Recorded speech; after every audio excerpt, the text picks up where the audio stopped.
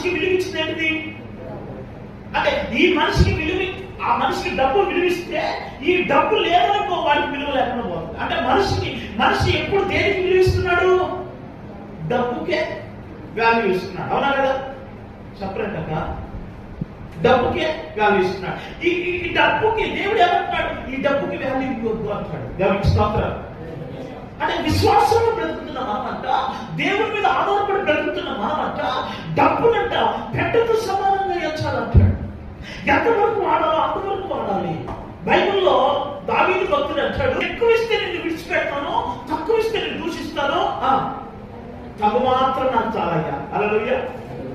తగు మాత్రం ఇస్తే నేను ఆడిపోను ప్రభా, నీతోనే ఉంటా. హల్లెలూయా. ఏమంటాడు? రేపటి గురించి నువ్వు చింతించొద్దు.